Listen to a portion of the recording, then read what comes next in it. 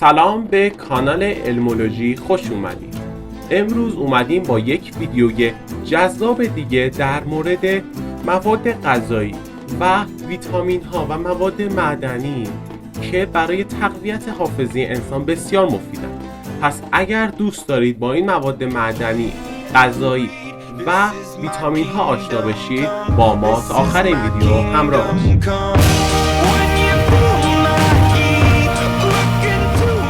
اول بریم سراغ ویتامین دی. ویتامین دی برای تقویت عملکرد مغز و افزایش قدرت حافظه بسیار تاثیرگذاره. ویتامین دی رو میتونید از خیلی از مواد غذایی به دست بیارید. همچنین اونایی که بدنشون ویتامین دی کمی داره میتونن با افزایش سریع با استفاده از قرص هایی که تو داروخونه ها وجود داره، برای مثال مولتی ویتامین ها و مکمل های غذایی هم همینطور میتونن از اونها استفاده کنن و افزایش بدن ویتامین دی در بدنشون. بریم سراغ دوم. شماره 2 این لیست تعلق میگیره ویتامین های گروه B شامل B12 ها، B9 و B6 ها. این گروه باعث تقویت حافظه میشه مانند ویتامین های دی و در تولید انرژی مغز بسیار موثرن، یعنی همون تولید ATP. ATP چی هست؟ ATP فرم قابل استفاده و رایج مصرف انرژی در بدن ما، یعنی ما مواد غذایی، قندها، کربوهیدرات‌ها، همون قندها، پروتئین ها و لیپید هایی رو که مصرف میکنیم باید به ATP در نهایت تبدیل شه تا مصرف شه. البته فرم های دیگه هم داریم برای مصرف انرژی، اما بیش از 90% مصرف انرژی از طریق ATP، یعنی باید به این مولکول تبدیل شه تا بتونه مصرف شه. پس شد شماره 2 ویتامین های گروه B. بریم سراغ شماره 3. یکی دیگه از اون ویتامینی که خیلی هم تا حالا به گوشتون خورده، امگا 3. امگا 3 داره اسیدهای چربیه که این اسیدهای چرب میدونید که امگا 3 در ماهی ها و برخی از ماهی ها بیشتر وجود داره، برای مثلا ماهی تن، و این اسیدهای چرب در بهبود عملکرد مغز و تقویت حافظه شما بسیار موثره. پس مصرف امگا 3 هم یادتون نره.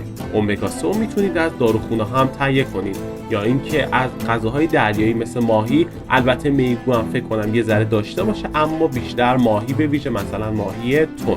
بریم سراغ شماره 4 این لیست. ویتامین ای از اون دسته ویتامین هاست که جزء آنتی اکسیدان های قوی به حساب میاد و این آنتی اکسیدان میتونه از فعالیت اکسیداتیو مضری که توی مغز ممکن اتفاق بیفته جلوگیری کنه و در بهبود حافظه با این عملکردش کمک کنه. بریم سراغ شماره بعدی. شماره بعدی زینک هست. بله، زینک. از ویتامین ها خارج شدیم، وارد یک ماده معدنی میشیم. زینک به شدت در کمک به حافظه و تقویت سیستم عصبی انسان کمک میکنه. میدونید که زینک و خانوما برای رشد مو و ناخن‌هاشون هم استفاده میکنن و از داروخونه‌ها تهیه میکنن. چه خوبی که از زینک برای تقویت حافظه‌مون هم استفاده کنیم. بریم سراغ آخرین مورد و مورد آخر که میرسیم به آنتی اکسیدان ها. آنتی اکسیدان ها در قسمت های مختلف بدن کارکردهای بسیار خوبی دارند.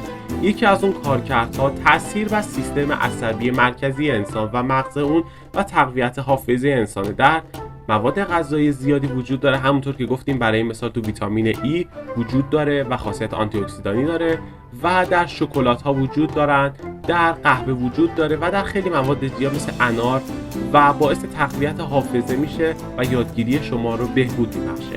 این از این ویدیو، امیدوارم که براتون مفید واقع شده باشه و تا آخر ویدیو و تا الان همراه ما بوده باشید. اگر از این ویدیو خوشتون اومد حتما لایک کنید و کامنت های خوبی هم برای ما بذارید در مورد اینکه دوست دارید ویدیوهای بعدی در مورد چی باشه. امیدوارم شاد و سرزنده باشید. کانال ما رو هم حتما دنبال کنید چون مطمئنم کلی محتوای جذاب در انتظار. در پناه الله، خدا نگهدار.